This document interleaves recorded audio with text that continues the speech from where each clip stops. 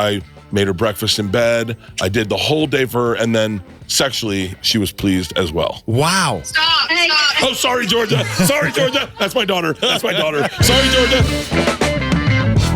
Canada, you are absolutely perfect this time of year. That's why I'm coming to the Great Outdoors Comedy Festival. Vancouver, September 12th. It's me, Whitney Cummings, Miss Pat, Fortune Feemster, and Derek Stroop. Get your tickets at bertbertbert.com. I'll see you there. The Permission to Party World Tour kicks off September 18th in Rockford, Illinois, the 19th in Milwaukee, the 20th in St. Paul, Minnesota, the 21st in Duluth, Minnesota, followed by Eugene, Oregon, September 28th. Avoid scalpers and go to bertbertbert.com to get your lowest ticket price. Who was your group of guys? Because you've been technically, even though you're from New York, you've been technically a Hollywood kid since you were 11. You know, I'm not really a Hollywood kid.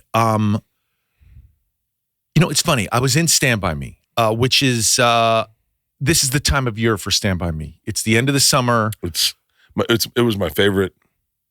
It was the coolest thing because you existed before the internet. Yeah.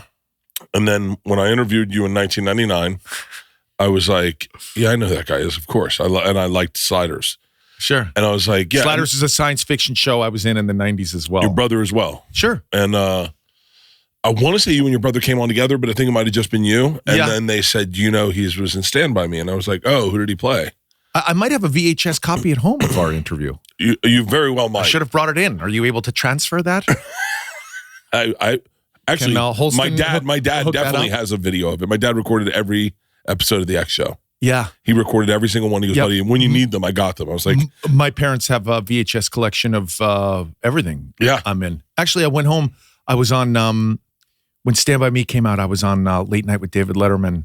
And I went home. My parents still have a VHS. This is just a month ago. And I watched it. And it's crazy. It's crazy to watch it. It's crazy. I threw a pencil through the window. He let me do it. And they made the sound effect. Yeah. He was really funny. God, it's so funny watching it because I was actually so much better than I'm going to be in this interview today. And I'm not even making a joke because I'm like aware of myself now. You weren't aware of yourself. Yeah. And you're just, what's it? What I would like. I just worked with children, and what was it like being an actor as a child at that age in such an intense movie where you're like? I'm curious to where you see it as working now. Yeah. Meaning. So it's really funny. I'm actually I'm allowed to ask about your TV show, right? Yeah, of course. So I follow your career all the time.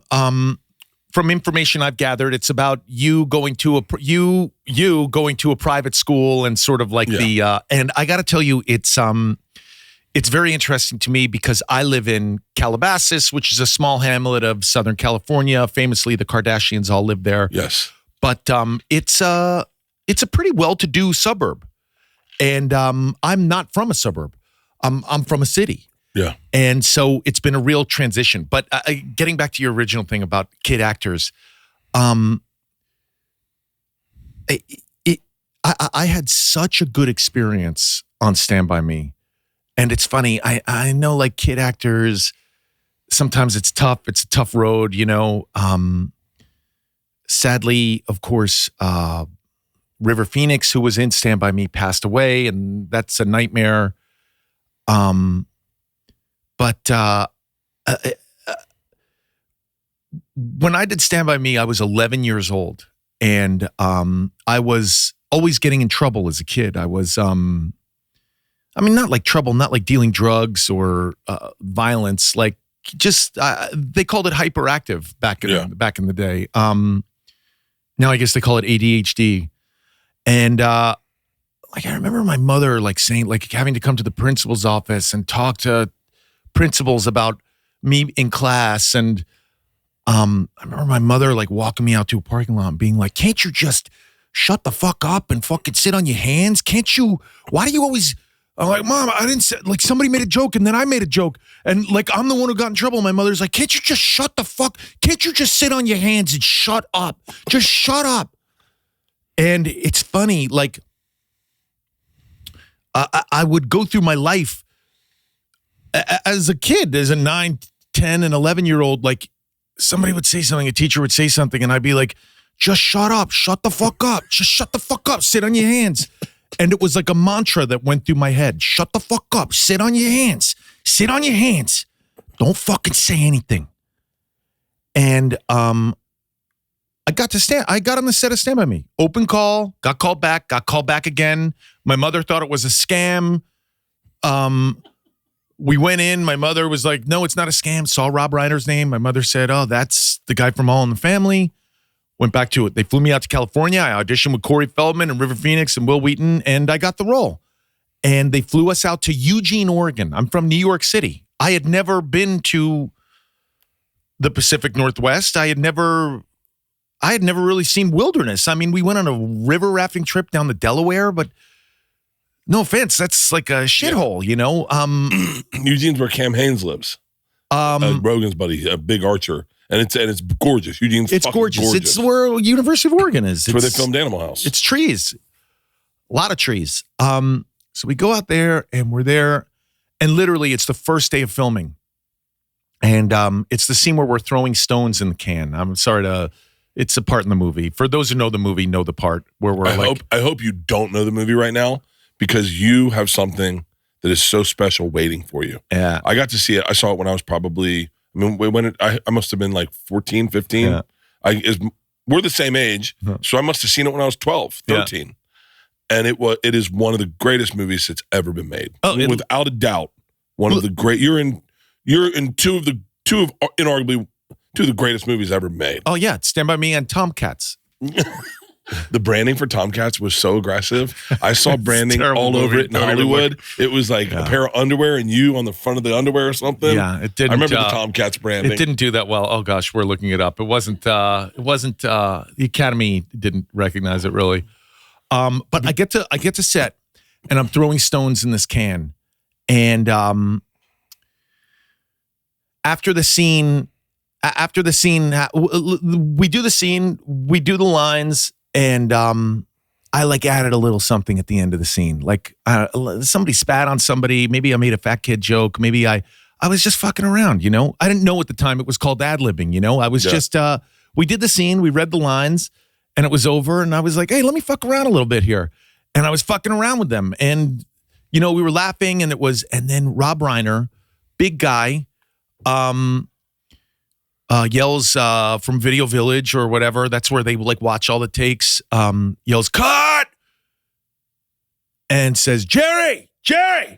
And starts like marching towards set. And I was like, oh God, fucking shut the fuck up. Sit on your hands.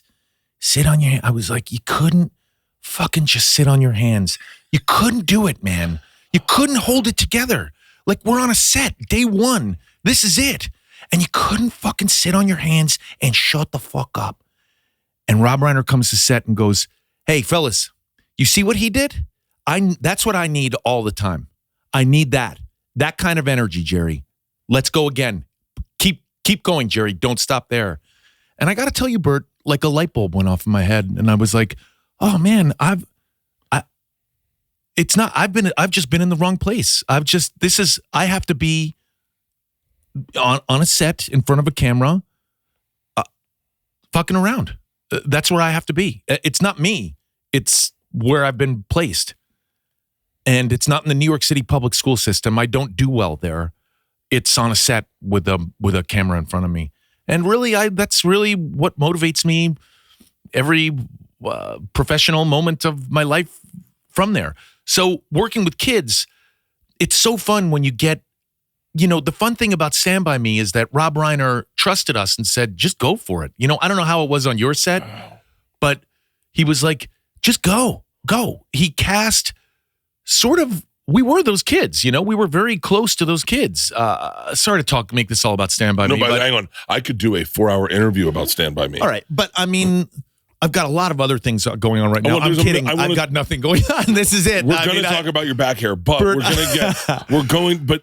this is one of the, it is the quintessential coming of age story. Yeah.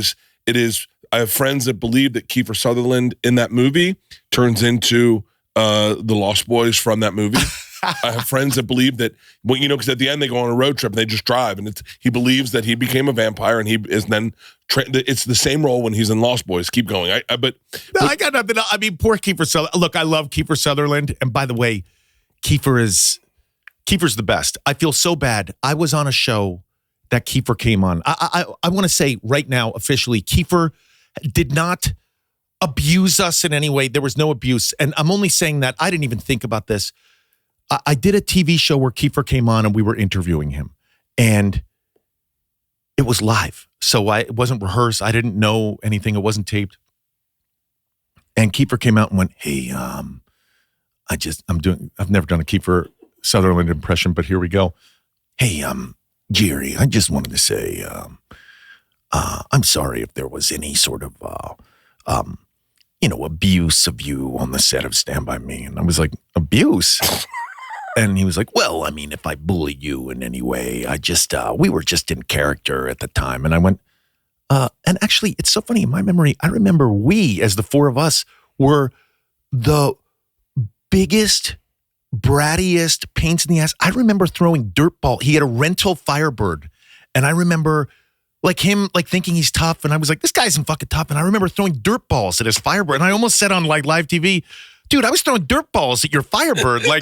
You had a right to beat the fuck out of me. Also, I come from a place where the older kids beat the fuck out of the younger kids, and that's, you say, you curse at them and then run away. And I was like, abuse? Well, what are you talking about? And I was like, what are you talking about? And I guess something came out where, I don't know if it was like an online avalanche of this thing, but that he was abusive toward us on the set of Stand By Me. So I want to say, in no way was he abusive. If anything, I actually should apologize to Kiefer Sutherland for abusing him on the set of Stand By Me.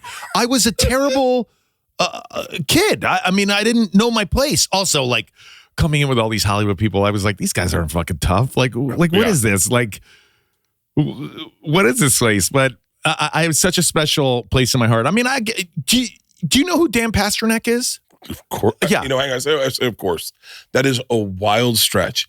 Yes, I know who Dan Pasternack is. I promise it'll all come together. I'm so sorry. My edible just kicked in right now when you pause there for a second. I'm okay. I'm still I still look okay. Yep. I sound okay. You sound perfect. Is this real life? Your voice is just a pitch higher than it was, but it's not.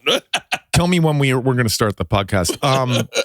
But Dan Pasternack called me up. Dan Pasternack is, for those who don't know, we're really inside baseball here.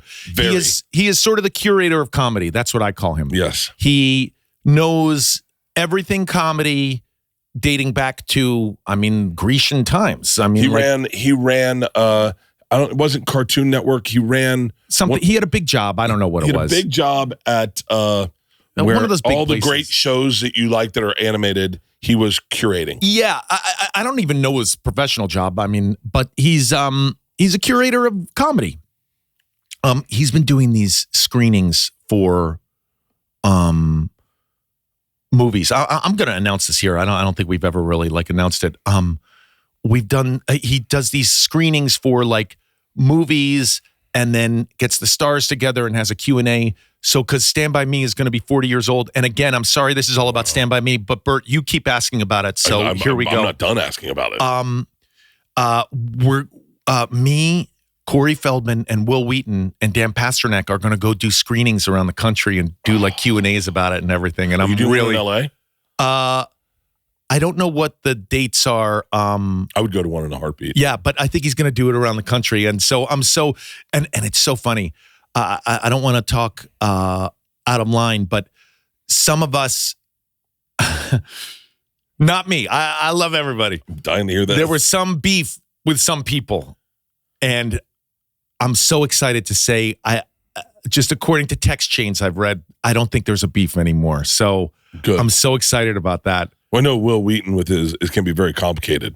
I don't know. I don't know anything. Will Wheaton's the sweetest guy in the world. I know he's the best. I know where the beef is coming from. He's the best, and Corey Feldman's the best. Hey, I met Corey around the same time I met you, and I, look, I was blown away. I was blown away when I met you because I didn't realize, and this is before the internet. I didn't realize the internet was showing up in '99, but I didn't realize that was you, and I was like, the fucking stud.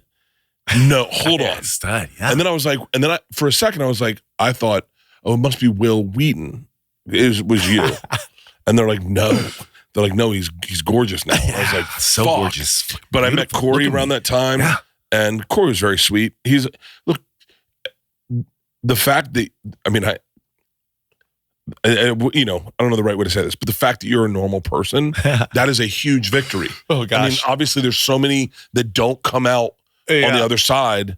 I mean, River's a perfect example. One of the most... Love him. Love him.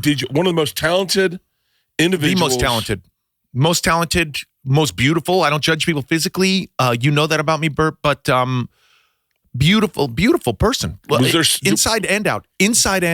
Yeah. Someone who no one in this life has been as kind to me as River Phoenix and his family has been. And I have to tell you, I have a real bond with all the Phoenixes, all of them, because they're the kindest family, and they're very, they were people who were part of communities and stuff like that. Yeah. And I had never met such kind people. Again, I'm from New York. Like, you start off hating everyone, and then it's like, all right, I'll let you in a little bit, You start off distrusting everyone, and it's like, oh, yeah, we've been friends for you. You've been my son for 15 years. I'll start to trust you. With the Phoenixes, they let you in. They were really like the whole top to bottom, mom, dad. And it's really funny when Stand By Me came out. I didn't have an agent. I was off the street. I mean, I had a house and stuff. I wasn't unhoused. Yeah, I mean, my parents had jobs, 401ks. I was educated, I mean, we had food. It was a great life, actually. Wasn't like we were living out of a car. I did have an agent. I had a manager too. I had a business manager. Support for today's episode comes from Square, the easy way for business owners to take payments, book appointments, manage staff, and keep everything running in one place. Whether you're selling lattes, cutting hair, detailing cars, or running a design studio, Square helps you run your business without running yourself into the ground. With Square, you can track sales, manage inventory, and access reports in real time, whether you're in your shop or on the go running things solo. Square supports every major payment method, including tap to pay, and offers instant access to your earnings through Square Checking. Square has built-in tools like loyalty and marketing to help you connect with customers and reward them for showing up again. I pulled up this ad when I was in Atlanta, and I read all the things Square does, because so many people use Square and don't realize all the options it has. And Leanne and I bought 2 cups and a couple ashtrays, and they had a Square. And I said, all the stuff you can do with Square? And they didn't even know. So if you have a Square, you may not know all this, but I'm telling you, it's game-changing for your business. With Square, you get all the tools to run your business with none of the contracts or complexities. And why wait? Right now, you can get up to $200 off Square hardware at square.com/go/Bert. That's SQUARE.com/GO/BERT. Run your business smarter with Square. Get started today. I'm all for a beach day, just not with my old swim trunks.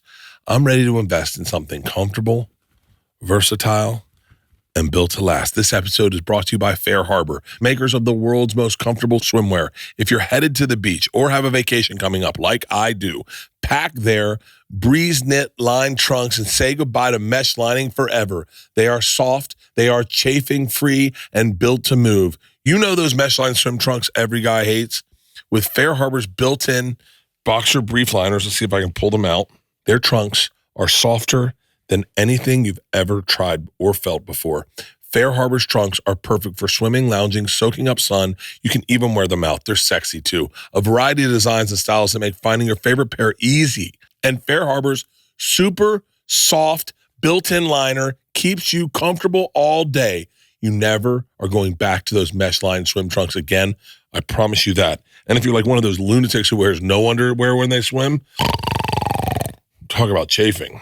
Along with swim trunks, Fair Harbor also carries a variety of casual clothing. Their shorts, shirts, and hoodies let you relax beyond the beach. And if the rest of the family gets jealous, they've got kids' styles too. Check out this.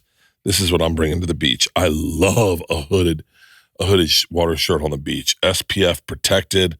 I'm not getting burned. And all you have to do to get all this cool clothing is head to fairharborclothing.com/Bertcast and use code Bertcast for 20% off your first purchase. Once again, that's Fair Harbor, HARBOR clothing.com/Bertcast for 20% off your first purchase. And make sure to use my promo code Bertcast so that they know that I sent you.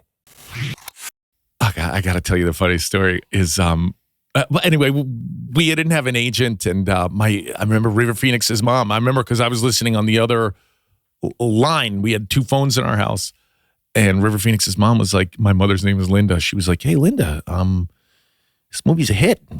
You got to get an agent. This is what's got to happen."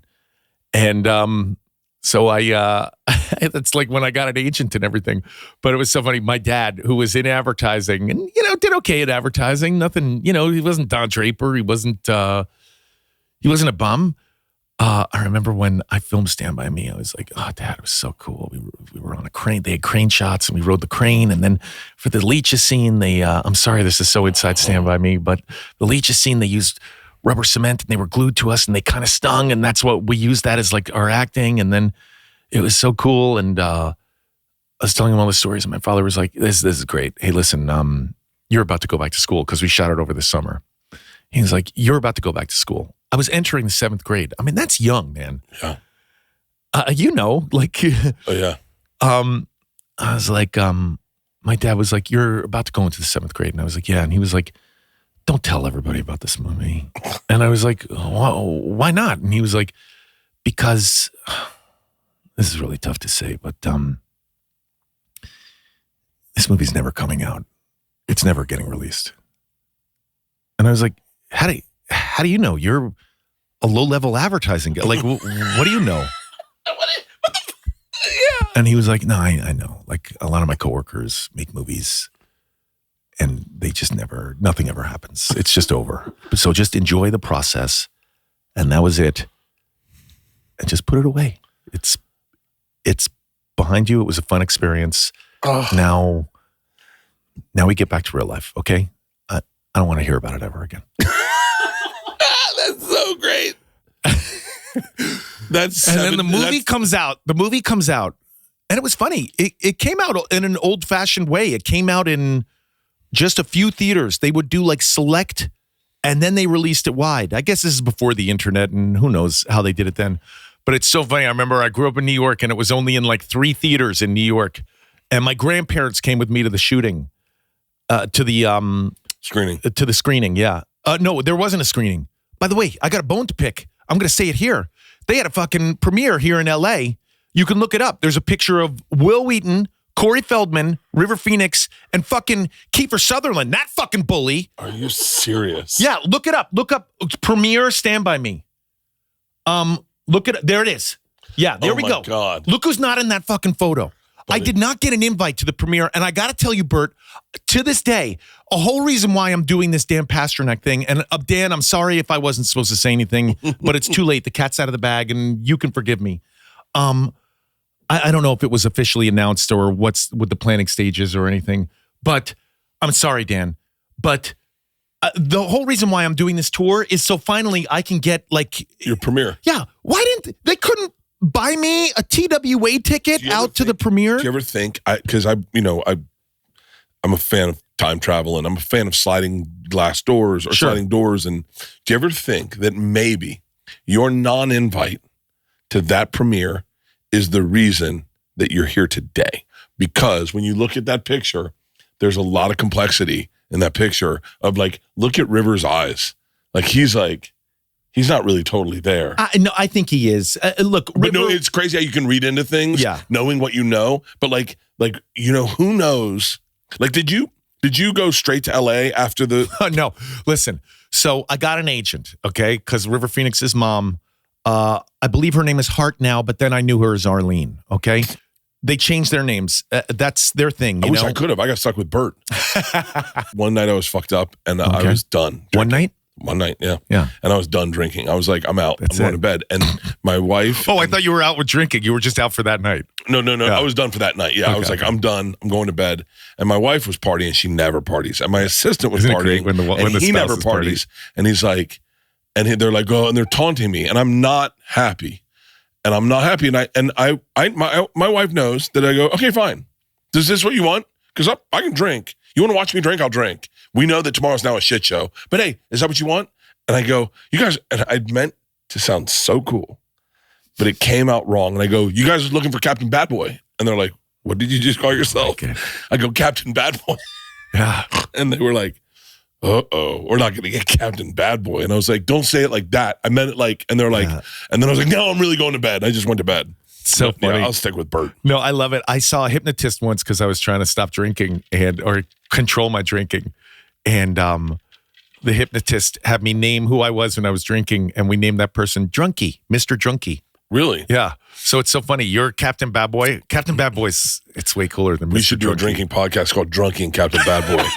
Mr. Drunky. We should do do you still drink? No. You don't drink at all? I've slowed down a lot. Yeah. Like how much? Like all of it. Like, I got sold on the idea of Drunking Captain Bad Boy as a dueling podcast where we drink and we bring on a guest and we drink with them. And Drunking Captain Bad Boy. I mean, listen, maybe I'll start again for the podcast. What's the price point? I always say, what's your price point on things? Okay. Don't you do these all for free? There's a price point to these? Oh, yeah. The second we stop getting paid. Oh, gosh. It's so funny. We have to get back to like this River Phoenix story that I was telling, but it's also funny. I want to talk about like your new show and living in Calabasas and how I'm like going to pitch myself to be a guest star for season 2, right? Okay. My mouth to God's ears. Okay. Wow, you were really quiet there. I'm going to text some people. Okay.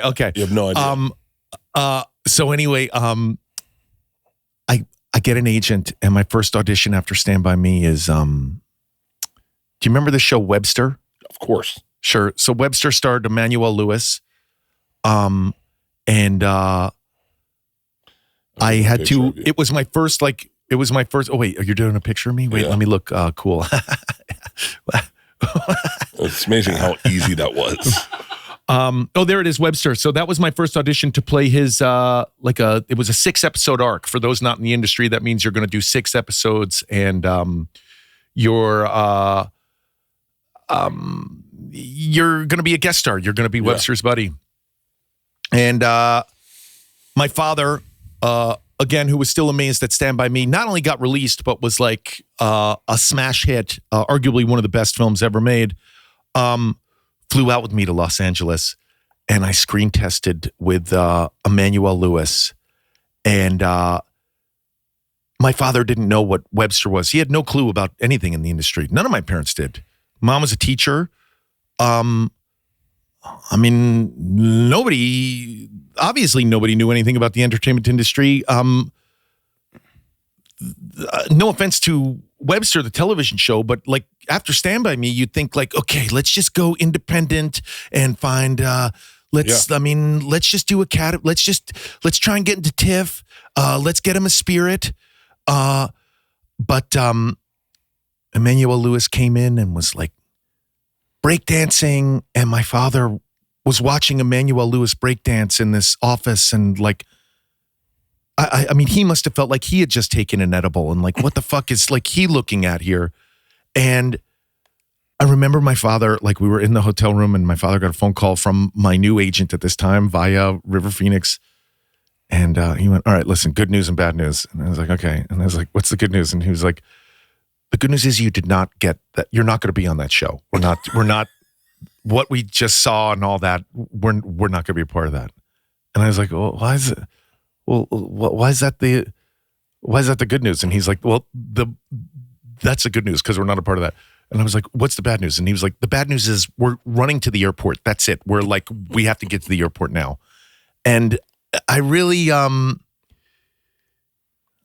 really didn't. It's so funny. I had a little bit of animosity for my parents when I became like an adult that like they weren't able to like follow up on like. You know what's funny? I felt jealousy about those other guys when I was younger. Like, I remember going to see Corey Feldman in Lost Boys. Okay, you mentioned Lost Boys earlier. Tell me when I'm getting too emotional in this podcast. When I should be funnier. You have no idea. You're talking about every movie that defined how I felt about Friends, how I felt about Friends, the TV show. No, Friends. About my friends and falling in love and coming of age, going through puberty, being cool, what you're supposed to look like when you're cool. Oh, dude, I've still never seen an episode of Friends. How about that? Oh, yeah, that's all of them. You've watched all of them? I watched all of them, yeah. I binged them. But wait, jealousy with Corey Feldman. I remember going to see Lost Boys and seeing Corey Feldman up there, and like I remember one of my buddies being like, "Hey man, why are you in that movie? Weren't you in Stand By Me with him?" And like being like, "Yeah, fuck, why aren't I in that movie? Like what am I doing wrong?" And like feeling jealousy, you know. I really tried. I try not to feel that anymore, you know. But like, it was funny. It's like it's funny what Stand By Me did. It's a lot for a young kid, you know. It's a lot to process to be in a hit movie as a child, and for people to like, it's got to be really confusing when people are celebrating things you're doing, and then you're like, I'm just being me. And then as you continue to be me, you have two parents who are like, yo, we're going home. Like, because my dad's equivalent of what your dad's was the phrase was, or your mom sit on your hands. The phrase that would shut me down my entire life was, stop showing off. I mean, it would. And it was me being who I am. Yeah. It's me being genuinely who I am. And my dad would be like, stop showing off. And then my sister Annie would chime in, Dad, he's showing off. Wow. And I'd be like, I remember going, and I was like, I met these kids on our street, and I was like, telling them about the punt, pass, and kick contest, which I hadn't done, but I was hoping my dad would sign me up for. Punt, packs, and kick contest? You've never seen it? I don't know what you're saying. Type in punt, pass, and kick contest. You're a big football guy, right? Yeah. So punt, pass, and kick contest. When we were kids, type in like 1982. So you was it to get like NFL tickets or something? No. I mean, it was like you got anyone listening, this is a different world, okay? There's a very different world. This is when celebrity was inaccessible. Look at this is Andy Reid, by the way. This is Andy Reid doing the punt, pass, and kick contest. So you'd go out on the field. You'd go out on the field. Head coach Andy Reid. Wow. By the way, he's like, in this, he's 13. He's 13. Look at the size of him. He's 13 in this. By the way, not the best throwing for him. Sorry, Andy. Yeah, but he's a grown man who takes shits and reads a newspaper at 13. He's 13. At 13. Look how big he is at 13. Wow. Look at the other kids behind him. They're 13 too. So the pump passing contest in Tampa, they do it like every game, and they'd bring kids down, and you'd throw the ball as far as you could, you'd kick the ball as far as you could, and you'd punt the ball as far as you could. And so we went and moved into a new neighborhood full of like rednecks. Okay. They were all a little older. I was in first grade, and they're like, I had a football, I had a Duke football. And I was like, you guys play football? And they're like, yeah, we play football. You play football? I go, yeah, I'm going to probably do the punt, pass, and kick contest soon. And they're like, oh, it's Buck Stadium. I said, yeah, I just got to figure, like the whole thing out. And my sister goes, he's not, my dad won't let him play football. He's lying right now. And I was like, hey. And she goes, he's just showing off because he's trying to make friends. And I was like, bitch, I'm trying to make friends with the both of us. We don't know any of these fucking people. Give me a fucking little leeway here. And so, but that was like my dream, is to do the pump, pass, and kick contest. But then my sister ran and got my dad and was like, Bert's showing off. And my dad's like, get the fuck back here. By the way, forget about Mr. Chunky and Captain Bad Boy, which honestly, you've really got my wheels turning. We should do a pump, pass, and kick contest. We bring a celebrity out and we interview them on the field, and then we pump, pass, and kick, and we see if they can beat us. That's so funny. It's actually, I don't know when the last time you punted a ball, but it's a lot harder than it was when I was a kid. Yeah, I think I've gone to the beach and thrown it around a little bit. Oh, it's so funny. When I was in Jerry Maguire, I had to play a quarterback in Jerry Maguire. The biggest thing was the biggest thing was putting weight on. I couldn't, if you're watching this visually, I'm not a big guy, You're fucking very big. No, but I'm not a big guy. You know what I'm saying? You look, you have the perfect fucking male body. Thank you, but I'm not like Andy Reid is a 13-year-old. I'm not like you. You're a barrel-chested young man. You know what I'm saying? I'm very large. Yeah, and So for me, when I played that quarterback, I had to really like chew creatine and everything. And I'll tell you what's funny about LA. When you're in LA and you get like trainers in LA, like they like say like, hey man, you need any help for this? And I'm like, oh yeah, I want a trainer and anything. And they're like, no man, do you need like help? And it's crazy how much, it was crazy to me. I swear to God, I've never done them. It's crazy to me how much steroids are in like Hollywood. Like, and nobody tests a movie star. There's no testing. Like, nah, sorry, can't be in this movie, man. You pissed positive. There's so many. Can you imagine if they tested us? I think I'm pissed positive right now. No one plans for hair loss, but through Hims, you can take the next step with confidence. Access treatments with clinically proven ingredients like finasteride and minoxidil to stop hair loss and start regrowing hair in as little as 3 to 6 months. No waiting rooms, no hoops, just ingredients with a track record of results. Who uses them, Bert? Bert does. You know who doesn't use them? Tom Segura. I still have hair. I'm 52, guys. Hims offers convenient access to a range of prescription hair loss treatments with ingredients that work, including chews, oral medication, serums, and sprays. Doctor-trusted, clinically proven ingredients like finasteride and minoxidil can stop hair loss and regrow hair in as little as 3 to 6 months. You shouldn't have to go out of your way to feel like yourself. Hims brings expert care straight to you with 100% online access to personalized treatments that put your goals first. No hidden fees, no surprise costs, just real personalized care on your schedule. Trust me, I'm a person that knows what it's like to start losing your hair. It is panicking. Right now, you are 22 years old, and someone said to you last night at the bar, dude, I think you're losing your hair, and you've been spinning about it all day. You don't have to. It's very simple. For simple online access to personalized and affordable care for hair loss, also ED, weight loss, and more, visit hims.com/Bertcast. That's hims.com/Bertcast for your free online visit. hims.com/Bertcast. Individual results may vary based on studies of topical and oral minoxidil finasteride.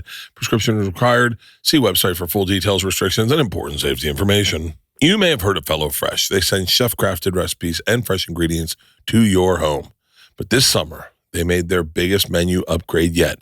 This isn't the HelloFresh you remember. It's bigger. HelloFresh has doubled its menu. Now you can choose from 100 options each week, including new seasonal dishes and recipes from around the world. Dig into bigger portions that'll keep everyone satisfied. It is healthier. Feel great with an even healthier menu filled with high protein and veggie packed recipes. HelloFresh now helps you eat greener with new veggie packed recipes that have 2 or more veggies. It is tastier. Get steak and seafood recipes delivered every week for no extra cost. There's 3 times more seafood on the menu now at no extra cost. Discover new seasonal produce each week, from snap peas to stone fruit to corn on the cob and more. Let me tell you something. This is an absolute no-brainer. If you got a family, especially a family of 4, you, your wife, and 2 kids, this is my go-to. This was my go-to for 10 years. I mean, this is without a doubt the easiest way to feed a family, to expand your taste options, to try new things, to teach your kids how to cook. It is the best way to eat and the best way to cook. Just got so much better. Go to HelloFresh.com/Bertcast, 10FM now to get 10 free meals and a free item for life.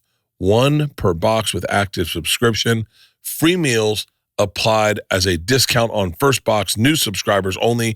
Varies by plan. That's HelloFresh.com/Bertcast 10FM for 10 free meals and a free item for life. Oh my gosh. That's another thing I got to tell you about. I want to get to like, I'm really excited for your show because for me, so Bert's show, can I pitch it or am I allowed to, or is it a secret? No, it's not. We've shot it and it was in the trades. So your show is about a guy who sends his kids to a hoity-toity private school and like how you don't match with the parents. Am I correct in saying 100%. That? So I meet my wife. By the way, Rebecca Romijn, famous model. Look it up. Beautiful woman. I saw her once in person in an elevator and Stunner. And the only person I did more of a double take on was Mike Tyson, because it was Mike Tyson. Sure, Mike Tyson. The elevator doors open. First of all, she is like fucking, I thought she was like 6'3" in heels. Yeah, she's about that. And I was like, holy fuck. I think I said, holy fuck. And then she kind of giggled, and then they got out of the elevator, and I didn't even get into the elevator. I just stood there like, the fuck was that? She's gorgeous. Total stunner. I do have to tell you, when I first started dating her, listen, when we were like, I'm sorry to get a little randy here on your show, but when I was first intimate with her, I was like, I can't believe this is happening right now. Like, I can't believe this is happening, you know? Like, yeah. You wanna, I mean, I was intimate with for the first time before social media, but like, it's a good thing there wasn't social media. I probably would have posted about it. I probably would have filmed it. You're never gonna believe it. But it was crazy. I really, I couldn't believe it. I couldn't believe it. Still can't believe it. That's kind of fun. Like, I remember with like, when I had sex with my wife for the first time, I'd liked her for a very long time. I remember thinking, I can't believe I'm getting this. I'm going to get to see her naked. In like 5 seconds, she's going to be naked. And I was like, this is fucking, I've been thinking about seeing this thing naked for like fucking 4 weeks, and I'm going to get to see it. So yeah, I think everyone's got that version. Does your wife ever look ugly? Do you ever catch her, like, maybe she's reading a book and she doesn't know, you're sitting next to her on a plane and she's like this and you see her jowls and you're like, ugh, can you not do that? Or like put some pillow under your neck or something? Do you ever say that? This is really fucked up, that I'm going to say this. My wife, the back of her heels tend to be like very cracked and dry. Oh, yeah, me too, Brutus. Show me? No, my wife. My wife looks like she plays hacky sack with charcoal. Her feet are so fucking dry. Look, let's go tit for tat. But hold on a second here. I do have to say, my wife, so we're like, then we're intimate with each other. We're intimate with each other a few other times, okay? And it's like happening. I met her sister. She introduced me to her sister. Her sister went, I guess we all have imposter syndrome. And like, a lot of times I'm thinking, I don't really have much money. I don't fly privately. Like, it's kind of crazy that Rebecca Romijn is with me right now. She's probably seeing other people. I'm guessing she was very single, but it's kind of crazy that I'm in the rotation. And so we sit down with her sister, and her sister goes, her favorite movie growing up was Stand By Me, and she watched it like 1,000 times. And like, I saw my wife like get red and go like, shut up. And her sister was like, you're always a show off. I'm kidding. No, she didn't say that. She said, show off. She said, yeah, it was her favorite movie. She watched like 1,000 times. So I got to tell you, like, I'm sorry we dedicated an hour to Stand By Me, but it's why I have children. It's why I'm with I'm not even going to say former supermodel, because once you're a supermodel, it's like being knighted. Yeah. It's why I have anything good in my life. It's why I'm invited to your podcast. I know probably Mario Lopez backed out at the last minute. I did get a call 10 minutes ago to come do this, but it's why anything good happens to me. So I'm eternally grateful for that. It's given me everything. Do you want to know why you're invited to do my podcast? Do you want my wife to tell you or want me to tell you? You've been the definition of my last 2.5 months. What? We have talked about you 7 days a week for 6 weeks. We've talked about you and your wife 7 days a week for 6 weeks. I'm so sorry, Bert. I have no idea what you're talking about. I really don't. So the very first day we get to production, I said to Leanne, I feel like I should have Leanne tell you but she's helping my daughter move, so it'll be cleaner if I tell you. We get to production, and I said, look, I'm not the best guy in the world. Like, I am pretty self-focused, and if you allow me, I will be really I will focus only on me. And but I'm also very self-aware, and I'm self-correcting. And so I said to my wife at the very beginning, I realized that we were dealing with me a lot, and she goes, I said, I have to like give you like, look, we're going to be working 5 days a week, and we're working 12-hour days, and I don't want to get in the rhythm of me going like on Saturday when we're off, like, Leanne, I need a water. But on Monday through Friday, I'm going to say stuff like, do you have my readers? Do I need a script? Do I need my water? Can I get a coffee? When do I get a cocktail? Like, and so I'll need that, but I want to make sure on those other days that I tend to you. And we're sitting with someone, and I wish I could remember who it was. And they said, Jerry O'Connell and Rebecca Romijn have sex 7 days a week. What? I'm going to call my wife. That's... Hang on. I'm calling Leanne. Who said that? 7 days a week? Idea. They have sex 7 days a week. How do they know this? Rebecca told them, and Rebecca said 6 of the days are for him, but 1 day is just about me. And so... Are you sure you're not confusing me with... A lot of people think I'm Jason Bateman. Nope. I swear to God. Your call. Where's this slut? Anyway, and so if I call twice, she'll answer. Then it's an emergency? Yeah. She'll be like, what? Okay. I think you legally have to say you're on the air. No. I think it's like a legal thing. Okay. Hey, babe. Okay. I'm sitting here with Jerry O'Connell. Hi. Yes. How are you? What? I'm good. How are you? It's nice to meet you. Can you explain our rule? Our Rebecca and Jerry rule in Atlanta. By the way, okay. Okay. Go ahead. Go ahead. You tell it, Leanne. Oh, so it was. Are you recording? Yes. You're live on the air. I feel bad to say it on recording. Is that okay? No. It's okay. It's okay. We've said some really dark things. Captain Bad Boy. So someone said to me, this is pure hearsay, but someone said to me, you and your deal, where 6 days are for you and 1 are for her for sex. Okay, let me just pop one open. Are you? Hello? No, I'm here. Death. He opened a liquid death.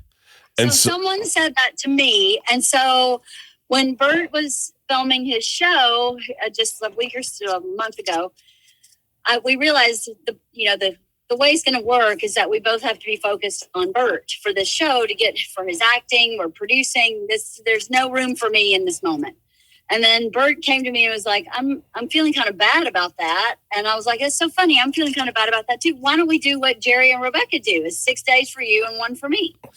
And so he was like, I like that. Good deal. So Sundays were for me. Sundays were her Rebecca Romijn day. Right. And I made her breakfast in bed. I did the whole day for her. And then sexually, she was pleased as well. Wow. Stop. Oh, sorry, Georgia. Sorry, Georgia. That's my daughter. Sorry, Georgia. So gross. God. Dad, why? I'm sorry. I didn't know you were on speaker. Gosh. Oh, my goodness. All right. I love you. I got to go. Bye. All right. Love you. Yeah, I'm sweating now. Oh, you're sweating. Is that car ride? I do want to tell you, I'm not, I don't want to burst bubbles. And also I don't want to deny rumors like that. I'm not sure. I'm also over 50 now. I'm not sure that 7 days a week thing. I'm not sure. It's not happening. I can handle that. I mean, I started taking creatine. Remember creatine? I started taking that. Is that going to do anything to me? Regardless, we talked about you and your wife probably every day for the last 2.5 months. Yeah, that's. I do have to say, I'm not entirely sure. On Sundays, we brought your wife's name up maybe 10 fucking times. Yeah. And so it's so funny. You guys have been in our collective unconscious for the past couple months. Yeah. And so when you go, that's why I'm here. I go, oh, the reason you're here, we are obsessed with you and your wife because it has defined our relationship. When we were on, it was our alter egos. Oh man. So just based on your show and stuff, and congratulations with it. This is going to be me pitching story ideas for season 2, and they're yours for free. I'm saying that officially. Okay. But there was this one dad, our kids were doing an activity. I'm not going to say which activity because he'll know what I'm talking. He'll know who he is. And our kids were doing this activity at the same time. And he said, hey, let's go out to lunch while we're waiting for this. Let's let them do their thing. And we went out to lunch. And he said, hey, can I ask you something? And I was like, yeah, sure. And he was like, you and your wife, you fuck?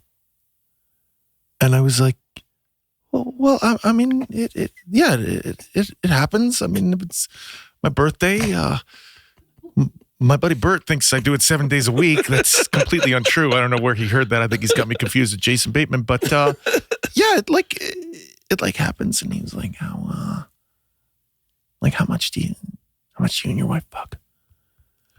And I was like, again, it's like there's no like set time. It like sometimes lightning strikes. You never know. I always see a picture of this, Dad. Keep going. I always try to be ready. I try to be ready. I try to stay ready. And he was like, yeah, my wife and I fuck all the time. And I was like, oh. And he was like, all the time. It's actually, I gotta tell you, we fuck more today than we've ever fucked. And I was like, oh, okay, it's good to know. And I gotta tell you, things have been really weird between me and that guy. I can't. I gotta tell you, I just like in my head, I'm like, by the way, anytime I see his wife, anytime now, I'm like, God, they must have just fucked. Like, they're just fucking all the time. Of course, I told my wife this story, and she was like, you fucking stay away from them. They're total psychos. And I'm like, oh God, there they are. They're the people who fuck. Like, I really like, anytime we pull up together in a parking lot, like he waves at me, I'm like, oh God, he's probably just fucking. How do you guys sift through friends? Like we didn't have that problem. Like, because I wasn't famous when we were going through school. And then by the time I started getting success, girls were in high school. You'd catch a stray of like a dad would, be cool. And then he'd be like, so I saw you in Anaheim, and you're like, oh, did Leanne get you tickets? He's like, no, I'm a huge fucking fan, dude. What's Tom like? And you're like, oh fuck. Like, how do you guys sift through that? It's funny. I don't think it's the same. I think comedians are rock stars, so I think you're in a different. Genre as we are. They'll be like, oh hey, I saw that show, I streamed it. It was okay. Hey, I saw your Hallmark movie. Whatever. It was kind of fun. So I think it's different for you. It's like rock star stuff and like all that. It's funny thinking about it. We're not really friends with other. Oh, you know what? I do have, by the way, season 2, here we go. During the pandemic, we have neighbors. I love this. You know what? I'm actually going to name this guy, Jared, our neighbor. Love him. Awesome guy. Works in the industry. Works behind the camera. During the pandemic, we had, what were those dumb things called? Pods. We had a pod with our kids, our kids hung out. And so he called up and he was like, hey, you and your wife party, right? And I was like, yeah, we have party. And he was like, hey, why don't you come over? Like, we don't have COVID. You don't have COVID. Like, our kids are like, let's just fucking party. Let's just let loose. So we go over and everybody's drinking and we're having a good time. Captain Bad Boy's out. And he's got a karaoke machine. And nobody's really singing on the karaoke machine. I like karaoke. Yeah. I mean, I'm not a professional. I don't go to the competitions, but if people are, I enjoy karaoke. Yeah. I'm sure you enjoy karaoke. It's fun, right? I can't do it anymore. It's one of my biggest regrets, but yeah, I love it. Well, why can't you do it anymore? The last time I did it, I sang Elvis. I've never been to Spain, and I blew out my voice, and my voice has never recovered since. Is this a bit? No, I'm being dead serious. Wow. Well, I never been to Spain, but I kind of like the music. Dun, dun, and it was, and I never been to heaven. Wow, and you had vocal. And I fucked up my voice, and my voice range has been very limited since then. And so I can't do karaoke anymore. Some would argue it actually helped you've got a gravitas to you now that maybe it helped your career. I feel like I got a little bit of I feel like I sound more like a man. If you look at old videos of me, my voice is up here. So I feel like I'm more of a man. Oh God, it's so funny. When I was going through those VHS tapes, I went through, it's so funny. So Stand By Me comes out. I'm really like myself on that Letterman tape. Then I did Conan in the 90s when I was in that other TV show. And for some reason in the 90s, I had like an affectation. Like I was like, what the fuck is, and it was like, I was with one of my kids and she was like, Dad, why are you, because I live in the valley. So my kids all have like their vocal fry, pun intended. My kids are like, Dad, why are you talking like that? And I was like, I don't fucking know. Like, I think it was like just like a 90s thing, baby. Like how we talked. It was like swingers would come out and this is how we talked, baby. So I was on Conan and I was like, yeah. I was in a miniseries called The 60s and I was like, yeah, we were shooting at Woodstock and I didn't shower for a few days. I thought I'd get into it. I was tripping my balls off. Hey. And I was so embarrassed. So I try not to speak with those affectations, but your vocal fry is good. So this guy, Jared, wow, I can't believe I remember this. My God. By the way, on an edible and still I got back to it. How about that, everybody? This guy, Jared, called up and he was like, hey, come over and party. So we go and party, karaoke machine. I know you can't do it anymore. I'm so sorry about that. I only know Three Dog Night who sang it, not Elvis. But I put in...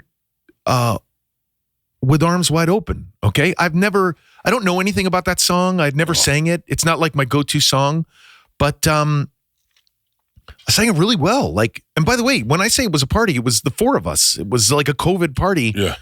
And we were wasted. And but I sang it really well. It's just in my range. Like, well, I just heard the news today. With arms wide open, now everything has changed. I'll show you love. With arms wide open, if I had just one wish, only one demand, I hope he's not like me. And I sang it, and afterwards, Jared came up to me and was like, "You fucking." Are you into Creed? And I was like, yeah. I mean, yeah, sure. It was good. To be honest, I'd never sang that. I did a good job. And he was like, you fucking killed it, man. I fucking love Creed. I love Creed. Yeah. And I was like, oh, that's good. Yeah. That's crazy. Cause in my head, I didn't say this cause I don't like assign religion, but this guy's Jewish. And I was like, oh, that's crazy. I think they're a Christian. Yeah. They're Christian rock, right? Christian rock. Well, they're not Christian rock, but yes, yeah. Sorry if I'm assigning labels, but I just know them. I mean, With Arms Wide Open is about abortion. He didn't get an abortion, and then he's looking at the life, and he's happy. Yeah. This guy was like crying. He was like, I just love that version, the way you sang it. You did it just like Scott Stapp. Stapp. S-T-A-P-H. No H. S-T-A-P-P. Stapp. Scott Stapp. You did it just like him, and I was like, thank you. Anyway, years passed, pandemic's over. Last summer, he calls me and he goes, hey, man. And I'm like, hey, Jared, what's up? And he's like, I got him. And I was like, what? And he's like, my God. I got us 2 front row tickets to Creed.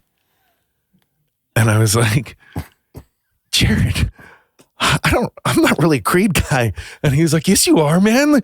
The way you sang it. You sang With Arms Wide Open. You did it just like him. We're going front row. I think we had to go to Barstow. We had to drive like to the middle of California, Central California. In August, it was so hot. And it was an outdoor concert. Oh, no, it was San Bernardino. Outdoor venue. I gotta say, great concert. Really, I was really into it. Listen, I almost converted afterwards. Like they're a great band. They're a great fucking band. Higher was always my go-to karaoke song. What is Higher? Oh, can you take? I know you can't do it. Higher. Can you take me higher? By the way, that's my range. Is Creed. Oh, it's. Oh. By the way, I don't look. I'm married. You know, I'm married to a supermodel, and according to you, we have sex 7 days a week. According to me, it's not that much, but whatevs. Smoking hot women at a Creed concert. Oh, yeah. Smoking. Don't know if they're like into like relationships outside of marriage, just because I think a lot of it's highly religious stuff. You know, I saw a lot of tattoos that conveyed that. A lot of cross tattoos. A lot of what? Cross. Even more than that, a lot of like Lord and Savior stuff, like you know, really deep into how great stuff. Would that be if you're like, it must be like if you're an actual gangbanger and you listen to hip hop and you're like, yeah, man, this is my shit. They're talking to me. Like none of my music talks to me. No. Like the only music that ever got close to me, like probably was like where it was talking about what I was going through at that time in my life was Wilco. Oh yeah, really good band, Chicago band. Yeah, cool man. I'm a fan. Right when I had Georgia, I was really into Wilco, and I felt like every song he was writing was about, being a dad or loving someone or fucking up, and I was like, this is all me. Yeah, it's really fun. I was just talking to Jerry O'Connell the other day, and we were talking about the beauty of nicotine and how nicotine has changed and upgraded into the delivery system. The delivery system for me is Lucy. Lucy breakers are nicotine pouches that you put right here on your lip, and they have a little extra surprise. They are 100% pure nicotine, always tobacco free. If you've never tried nicotine and you're in like one of those brain think jobs where you're like crunching, like for me, we were talking about memorizing lines. Bro, you put in a Lucy, you go over your lines, within 3 times you've got them memorized. It just wakes you up. Nicotine is so awesome. And each pouch of Lucy has an extra surprise. It holds a capsule that can be broken to release a little extra flavor and hydration. You can wait until the very end of your Lucy and punch it for a little kick. Or like I do, I like to start off with a little one right off the bat. Set yourself up with a subscription today and have Lucy delivered straight to your door. Do you know old school nicotine users are probably thinking, God, I would have loved that. A subscription right to my door. Their flavors include mint, wintergreen, mango, apple, ice, and espresso. So let's level up your nicotine routine with Lucy. Go to lucy.co/Bertcast and use promo code Bertcast to get 20% off your first order. Lucy has a 30-day refund policy if you change your mind, but you won't. It's that good. Again, that's lucy.co and use code BERTCAST to get 20% off. And here comes the fine print. Lucy products are only for adults of legal age, and every order is age verified. Warning, this product contains nicotine. Nicotine is an addictive chemical. Life has been crazy for the last 2 months, but it's slowed down. But I'll tell you one thing. I still want to unwind at the end of a day. As crazy as a day may be, if you give me a little tap out at the end of the day, a little treat, I'm good. And that's where Cornbread Hemp CBD gummies come in.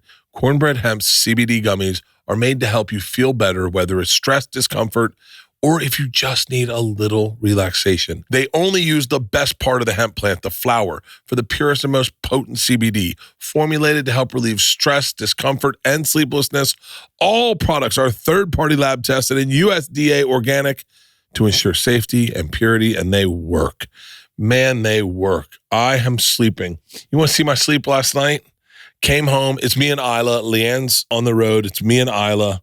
And look at this, 95%. And I attribute it to Cornbread Hemp's CBD gummies. I slept so soundly that even when I woke up to go to the bathroom in the middle of the night, I got back in bed and passed back out.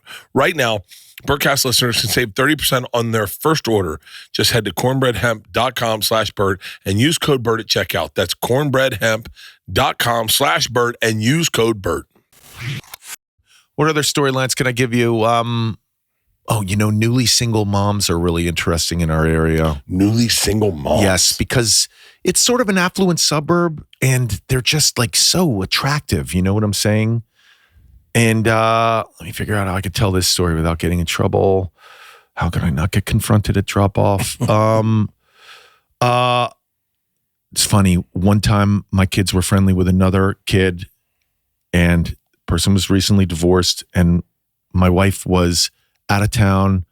My wife works a lot. I'm so grateful to my wife. By the way, we have a situation. I'm the 1 day a week. I'm the Sunday. I'm the 1 day a week. My wife is the one who's working all the time. She's on. Oh, you know what? I don't have anything to plug. Let me plug my wife's show. She's on Star Trek on Paramount Plus. You can stream it now. Her season's. Isn't she in the new X-Men movie? Yeah, she's doing the new X-Men. Yeah, Avengers Doomsday. I think it is. That's what it's called. Yeah, she's doing that. Very busy. I'm very grateful for her. But man, I have 2 daughters, twin girls. Do they want to be in the business? You know, it's funny. I have one little nepo baby, one little actress, and she's got it. You know. Are they fraternal twins or no? They're they're fraternal, not identical. So they're different humans. Yeah. One's an athlete, one's an actress. They get along with each other. They, it's funny. Mine are older than you. Well, you have an older one, but I have 21 and 19. Yeah. So you've kind of been through this, but my kids have been coming home. It's the summer, everyone. I don't know when this is airing, but my kids came home lit up the other night, and it's so funny. I don't really know what to do as a parent because they weren't driving. They have their licenses, so I'm very proud of that. You know, they got dropped off, but I did get very mad at them. My daughters come home. It's well after their curfew. I see them. They start whispering with each other. One runs into their bedroom, one runs into a bathroom. I can hear the one in the bathroom vomiting. And I was like, hey, is everything okay? And my daughter's like, it's fine. Just leave me alone. And I'm like, hey, just let me know if I can help out in any way. And she went, I have food poisoning.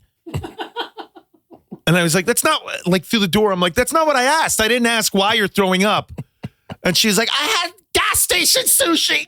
I have food poisoning. Get away from me. Gas station. And sushi. I got to say, now you're punishment because you're stupid. Well, now then I got angry because she fucking lied to me. Like, not to my face, through a door, but then I was like, you know what? You're fucking punished. You lied to me. I don't even care that you got drunk. I don't even care that you're throwing up. Uh-huh. I don't even care that you mixed twisted tea with a Truly and then threw in the fucking balls that they're all drinking now, whatever those are that they're those really buzz pushing. Balls are so good. What are they? What is balls. it? What is in them? It's just so good. They sell like crazy too. Well, I know. Of course they do because they're at every counter. What is in a buzz ball? By the way, sponsorship for the show right now, guys. We're giving you free sponsor. What is a buzz ball? Because this is what all the kids are drinking. So good, and they go down tequila 15%. Rita. They're basically like just a huge shot. We got really into them over the summer. Me and my two friends. And you ice them? No, you keep them in the cooler and just kill them. Wow. Bought like 6 of them and you pass them around like tennis balls, throw it to one to catch it, and just goosh. Buzz balls are fucking awesome. Buzz balls. I'm gonna have a buzz ball tonight. I forgot. They're great for the summer. We were at the lake and we were drinking buzz balls left and right. Oh gosh, that's really funny. But you know, so Georgia one time drove all her friends out to a party in like up in like Simi Valley, like up north. Yeah. For those who don't know, these are like all towns in Southern California, but Simi Valley is like a half hour away. It's like a little bit of a drive. And so Leanne calls her. I'm on the road. Leanne calls her and she's like, yeah, I'm just gonna stay out here. And Leanne's like, no, you're coming home. She was like, no, I can't. I think we're just gonna stay out here. Right. And she was like, Leanne's like, hey, you lied to me where you are. Sure. So I need you to drive home. And Georgia was like, I've been drinking. Right. And Leanne's like, okay, I'm coming to get you. Right. And I was like, and then she called me. I was on the road, and I think I just gotten off stage. And she's like, "What? I'm fucking livid. She lied. Mm-hmm. And then I was like, yeah, but she did the right thing by not driving. Right. So like, we got to reward the not driving. Totally. Because I don't ever want her to go, I got to drive home so I don't get in trouble. Yeah, let the lying be the lesson, but there's a reward to it. And the reward is she's not in trouble. Yeah. You can have a conversation about the lying, but she's not in trouble. And, you know, because all I give a fuck about is that they come home. Yeah. That's it. Yeah. But it sucks when Georgia and her friends would come home and you could tell they were buzzed. And I was like, all right. And it would be like 6 girls in the kitchen. And I'd be like, all right, you guys want me to make you something to eat? And Leanne's like, they're drunk. I go, I know, but like, let's get them to bed safely. Yeah. Like, let's, at least they're here. They took Ubers. They didn't drive. Yeah. It's like, that's all I give a shit about. Yeah. It's really funny. It's really funny. I'm going to be nicer to my kids now after talking to you. See, there's a lesson today. It's so funny. The other, I guess it's the summertime, so they've been partying a lot. One kid had a car and she dropped it off somewhere and then she just left it there, and it was about 20 minutes away from us. I mean, in LA terms, I live in Calabasas. She left her car in Encino. It's a 20-minute drive. And I said, you left your car there? And she was like, yeah. So these are sisters. So I picked up her other sister at a party and I went, hey, come on, let's go pick up your sister's car. I don't want to leave it on the street overnight. It'll get, like, somebody will take the radio or something. That also goes to show you how old I am. I was about to say, someone will take the radio. They're gonna hotwire it. Did your sister put the club on the steering wheel at least? Sit in your hands and shut the fuck up. But my one daughter was like, what? I was like, your drunk sister left the car in Encino. We got to drive over there. We got to pick it up. I don't want to leave it on Moore Park all night long. Wow, this is really inside. I'm so sorry for those not in Southern California right now. But no, I like it. And she was like, pick the car up now. And I was like, yeah, we'll just pick it up now. Like, we'll just do it. It's 20 minutes away. And she was like, I just had food. I just had gas station sushi. You know, I just like, no, she said, I can't. And I was like, why? And she was like, I'm faded. Okay. I'm faded. And then she started crying and I was like, okay, chill out. You don't have to cry. You don't have to cry. And she was like, I didn't want to tell you. I'm so embarrassed just because I know you wet the bed when you drink. And then your friends are all Captain Bad Boy and you have problems, but I didn't want to tell you. Oh. And I was like, no, I'm glad you told me. I'm glad you told me. We'll just hope the car is there. The car was there the next day. And the radio was there. Not to worry, because there's not a big market for radios these days. we were in Georgia doing this show, and Isla called up and she goes, "Hey, I need you to know this." I said, "What's that?" She goes, "Georgia's sneaking alcohol." And I was like, "Georgia's 21." She goes, "I know. That's the problem, Dad. She's sneaking alcohol instead of just pouring herself a drink, and it's creeping me out." Georgia was like, sneaking drinks, like to make a drink. She's 21. She can make a drink. Right. And Isla's like, "Dad, I told her, you're 21. Just make a fucking drink." She was like, "I don't want Mom and Dad to know." She goes, "You can drink, Georgia." Oh, Georgia's a moron. That's They're both so morons. funny. Oh, let me get back to my story about the single mom. I promise I'm going to get around to everything. God, my edible, it doesn't matter. I still come back. I might eat an edible tonight. I can't. I'm with my daughter. It's just me and her. And last night, the fucking alarm went off at 1 a.m, and neither of us know the code to our alarm. And Leanne's somewhere else. And so the alarm goes off, and it goes off to the point where it like changes tone. Like we've called the cops. We're gonna 5 seconds. 5 seconds before impact. And Isla's like, "What do we do? Just get in the closet?" And I was like, "What?" She was like, "I mean, someone's clearly in the house." And I was like, "Someone's in the house?" She goes, "Dad, you got to like sweep the house." And I was like, "Fuck." Sweep the house. And then Leanne calls and she's like, dying. "The code is," and gave us the code. Yeah. And by the way, it's probably your birthday. I mean, it's probably something you should have known. Sorry to give away your codes like that. I said to Isla, "What's the code?" And she goes, 4127. And I went, "Are you guessing that?" And she goes, "Yeah." I go, "Isla, we're not going to start guessing at 1 a.m. what the codes are." That's when it gets more intense. Yeah. Go back, single mom. Single mom. So we go out. Wife's out of town. Single mom, her kid, my kids. It gets chilly where we are. I'm wearing a jacket. I was prepared. This single mom, you could tell it was chilly just looking at this single mom. Like what...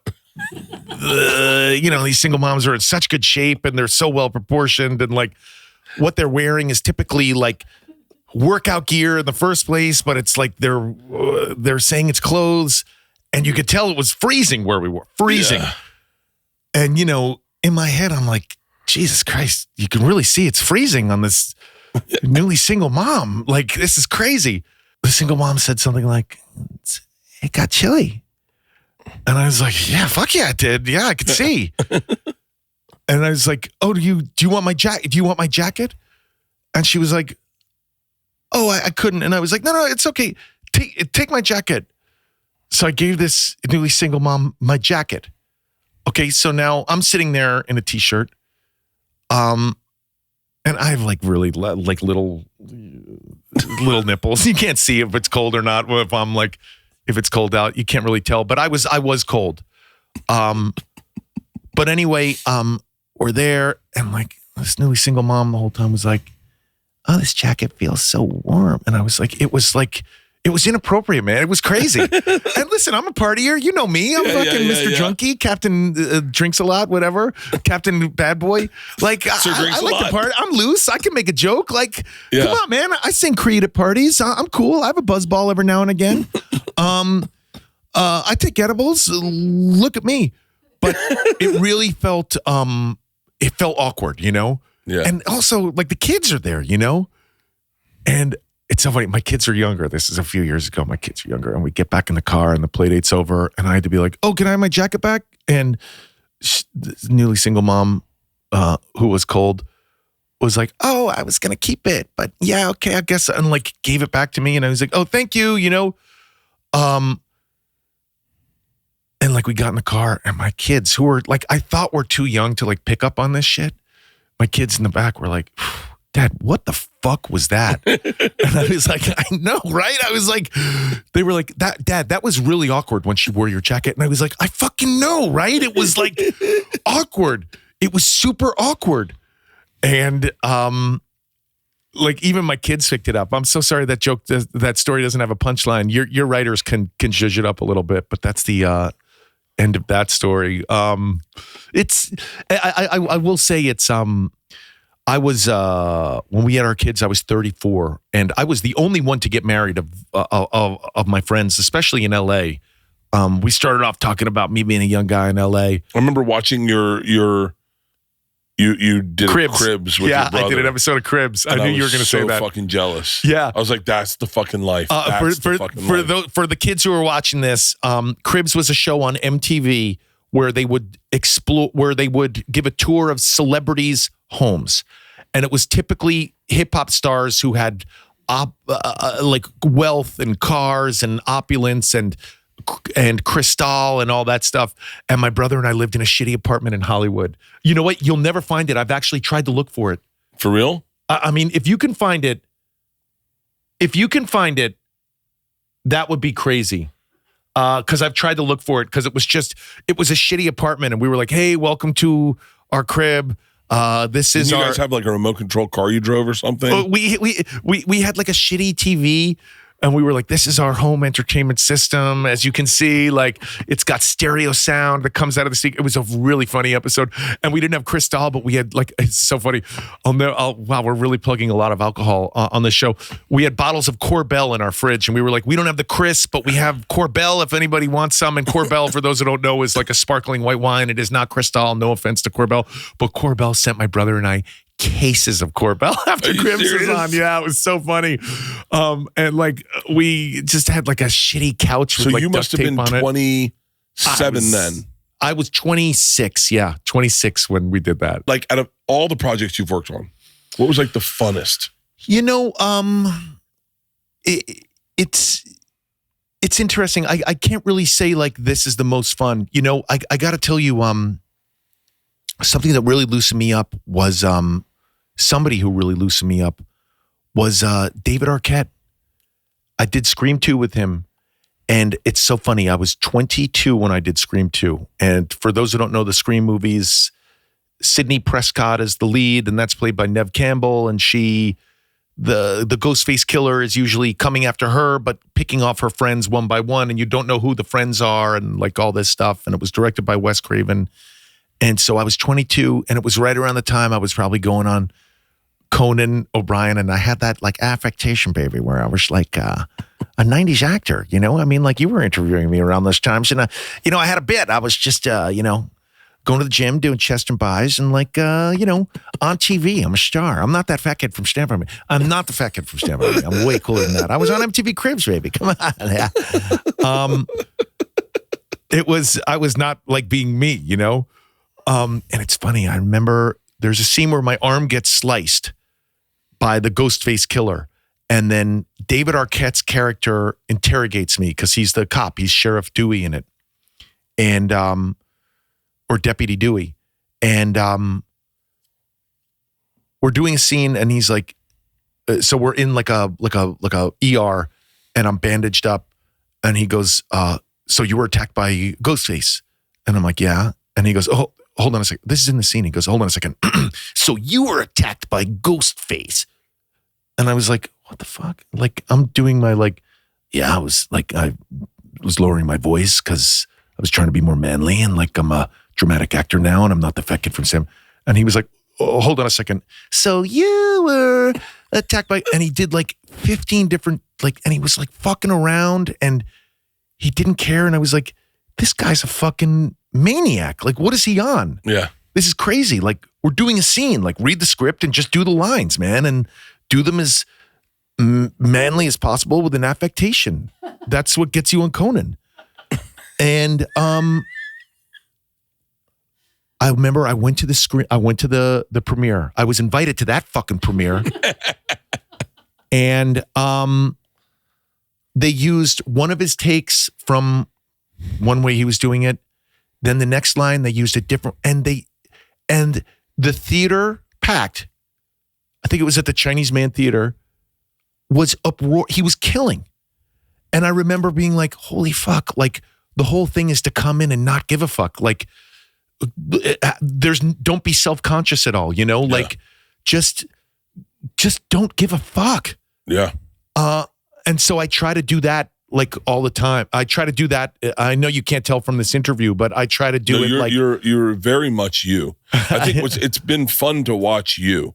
Like you are very funny, but like what's cool about what's happened in, I guess, media in general is it really pulled back the curtain to people that we've known our whole lives that we didn't really know much about. And we figured we never would get to learn much about them, you know? And your relationship with Barstool in general is really been a treat to watch. Yeah. Because it's not, there's no, I don't know. It's like, you can't help after an hour and a half, you can't help but just, you're going to be real. Yeah. It's a really fun, this medium is fun. I mean, podcasts are fun. I just pop you on and it's like, you're in control, you know, it's like, and it's also private. Like for me, your podcast, Barstool, part of my take, they're private moments. They're in my ear. They're in my car. It's just us. It's just whoever's listening to this. It's just the three of us. You know, it's we're at a three top at a bar. You know, it's a really private moment, and they're really fun to do. And it's why you know, I know Mario Lopez backed out yesterday, and you guys called me at the last minute. But it's why I jump at the chance at these things. You know, it's really well, it's fun when you have people that get the medium also. Like there's some people that don't get the medium and they're just like, you can tell the whole time they're like, am I allowed to say that? And then there's people like yourself who just are a wide open book. Yeah. And I love that. I'm so glad that we're at a point now where there's no hard lines between like, oh, well, Bert can't do a TV show. He's a stand-up guy. I remember that. Like, I remember that, like, film people can't do TV. TV people can't do film. Yeah, that's my generation. No one's supposed to host. Yeah, I remember getting a hosting job on the next show, and they're like, we're going to let you do this because you have a deal over at Fox to do a sitcom. But listen, if you didn't have the deal at sitcom, we couldn't let you host. Yeah. But the sitcom deal is allowing you to do that.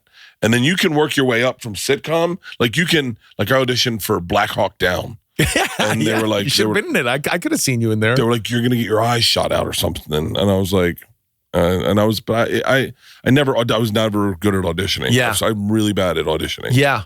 Oh, it's funny having my little Nepo baby daughter. Acting is all about auditioning. That's really like, if you're an actor, like the whole first step is being good at auditions. And it's a little different now because, and you know this as someone who just produced a show, it's all self-tapes. So nobody's going into, you and I went into casting directors and we're nervous and finished a cigarette outside and like ran in and we were like, okay, this is me. Hi, it's nice to meet you. Yeah, okay, start from the top. And you literally got to run it 2 times. And if you didn't do it well, you were like, calling up your mom, crying on the way home, being like, I gotta fucking leave this town, man. I can't fucking do it. I should have quit Stand By Me. It's all fucking downhill. Oh God, Dad was right. I shouldn't have told anybody. Oh God. I'm gonna go get a buzz ball and piss my bed. The little girl that plays my daughter Isla in the Oh yeah, tell me. Let's bring it around to like working with kids. Like tell me that. She walked in the room. She goes, which one of you is Judd Apatow? And we're like, huh? She goes, which one of you is Judd Apatow? And we're like, funny. That one. She was like, you're good. And she's like fucking 8, 9. And And then she's like, so what do we do? How do we do this? Like it was a raw, Hilarious. it was a feral cat Yeah. that was showing love. And you watched this kid come in and her and the one that played Georgia were just wild. Yeah. And like you said, like just Let them go. energy that their parents would be like, hey, we need you to calm down. But Right. man, when you get them in front of a camera, Stop being a show off. they were, Yeah. I got on Romper Room when I was a kid. Oh, wow. Really? Yeah. And I was Shit. like, You were a child actor. I was like, I want to be. And then they had you look into the mirror and you'd go, I vaguely remember Romper Room. I don't really remember it, but forget about Mr. Drunky and Captain Bad Boy. We should do a child actor. Romper Room was it was a touch before my time. She'd look in the mirror and she'd go, I see Bert and Patrick, and then your face would come up on camera. Yeah. And you'd be like this. I would love to. By the way, I don't judge people physically, and I'm not a casting director, but you must have been such a cute kid on Romper Room. I can only imagine how cute like little Bert K was on Romper Room. Like, Bert. I had the fattest cheeks in the world. Yeah, I'm sure you're so cute. Yeah, I'm looking at these photos. It is I'm sorry to say this. I don't want to ruin anybody's dreams, but it does look a little it looks a little creepy, like Romper Room. Yeah. It was really creepy. Yeah. Yeah. Like there's like, it looks like, they have like, they keep showing like the Palestinian kids show that's like a creepy like version of like the Disney Channel. It looks like a weird kids show, something from a horror movie. I'm sorry, Romper Room producers. Russell Crowe's first movie was Romper Stomper. And it was I think it was based on Romper Room. Right. Where he plays a skinhead. It was based on Romper Room? I always thought it was.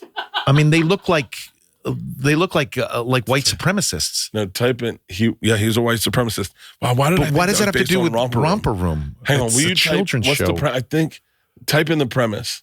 Like just go to the premise. Wouldn't it be crazy if it was like based on a children's show where someone looks in a mirror? Yeah, it's a racist youth. Leaders attacking racist youth. come on. Attacking Asian immigrants. Wait, hold on. Yeah. Wait. No.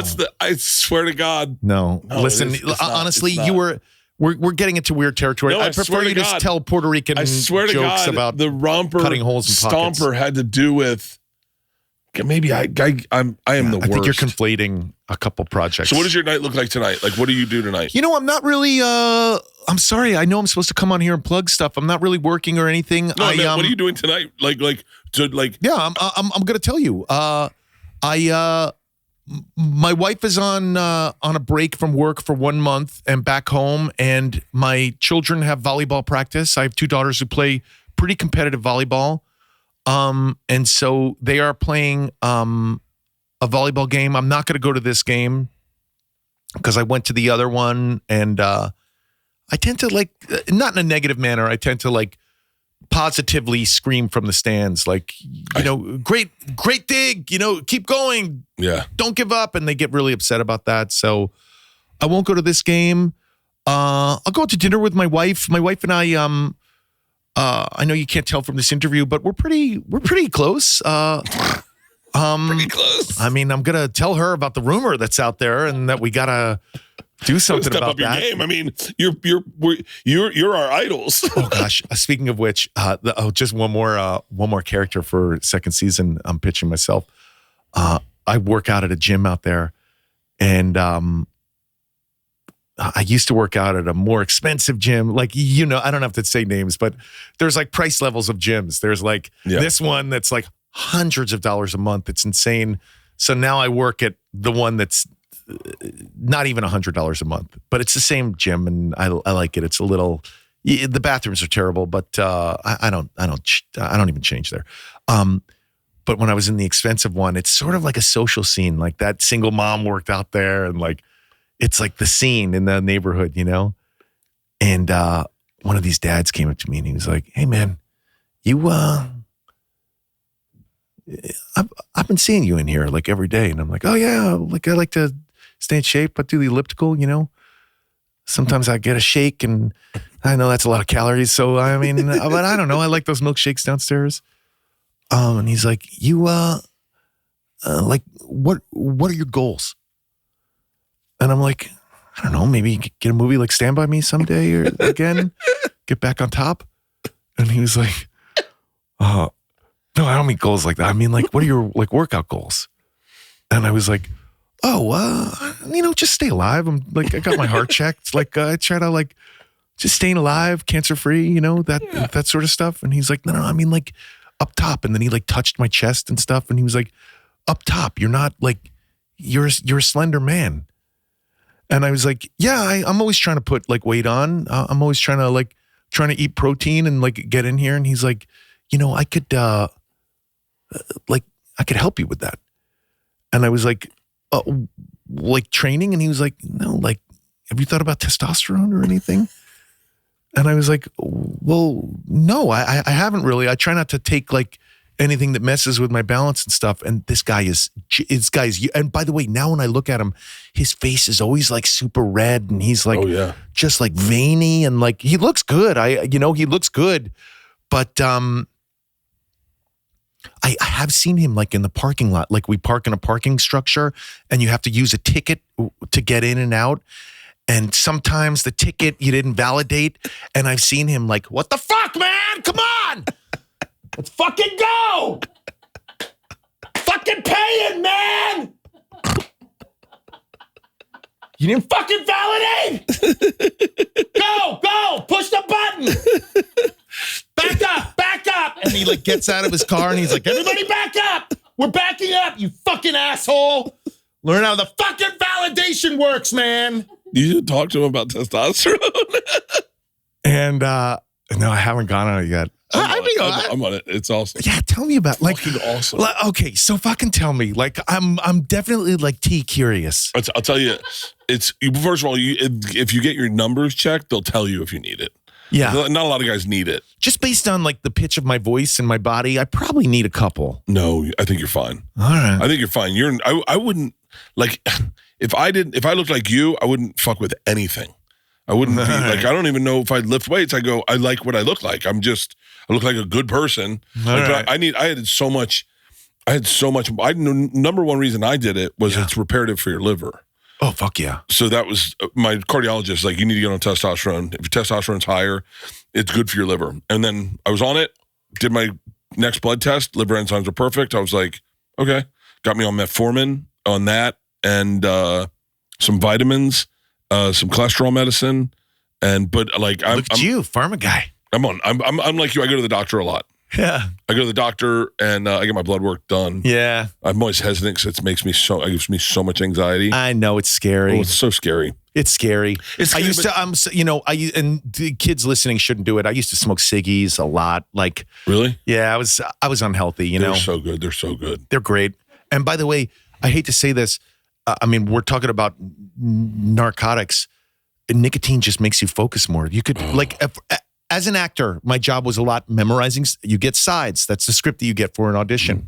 10 pages. I got to do this tomorrow. If you give me a pack of ciggies, I could memorize the Bible. Yeah. Like it was just a concept. It was Adderall before there was Adderall. Have you done Zins? I've never taken, I got to tell you, nicotine is one of those things where I was like trying to quit smoking. I quit smoking for months.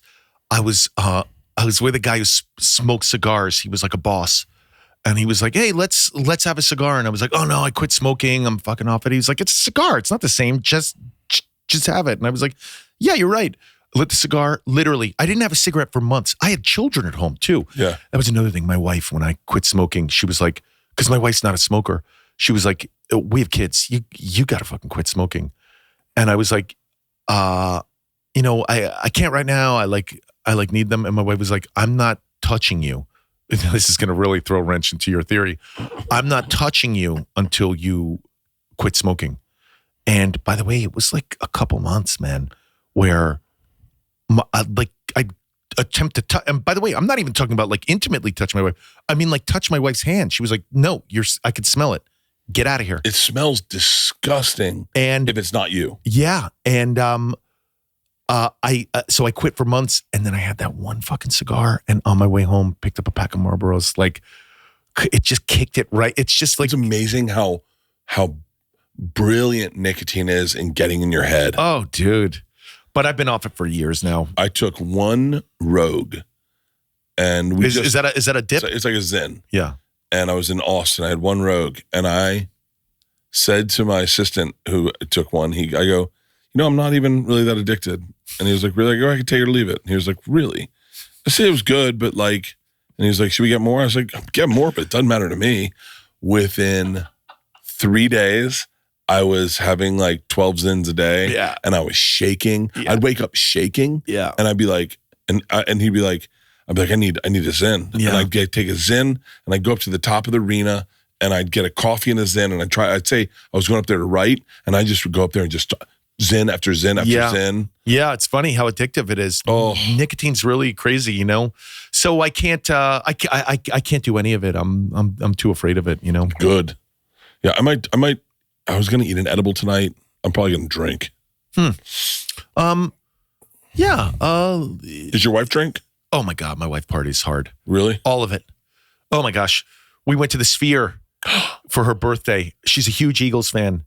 And it it was beyond drinking and edibles. It was all of it. And it was really funny. You know what? I'm not going to say who. Okay. So some people did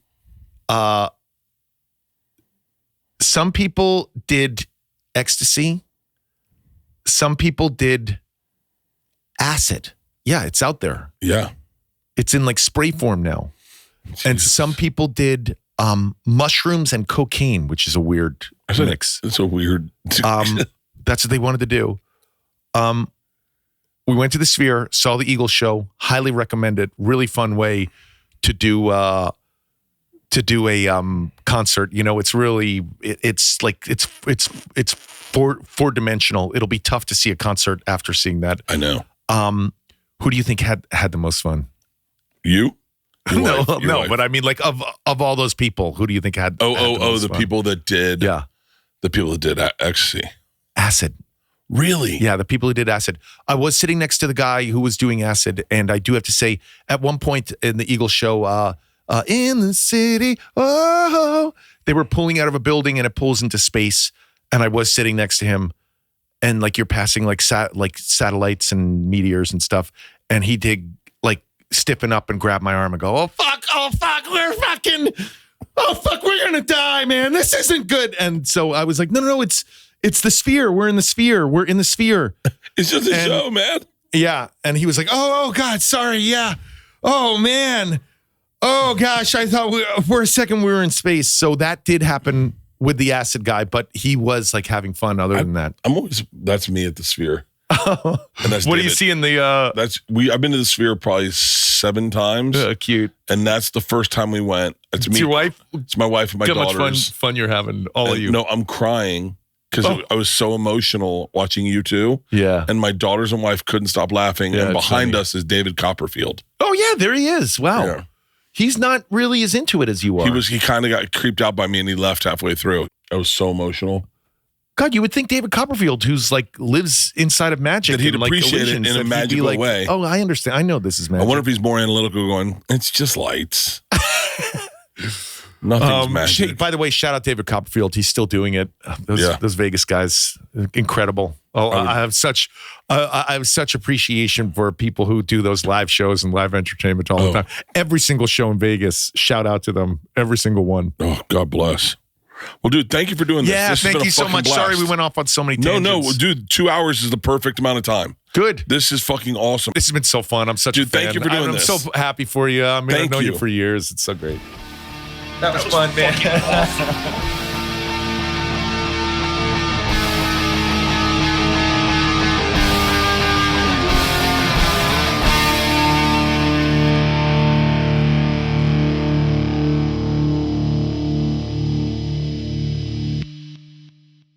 This episode was brought to you by The Machine.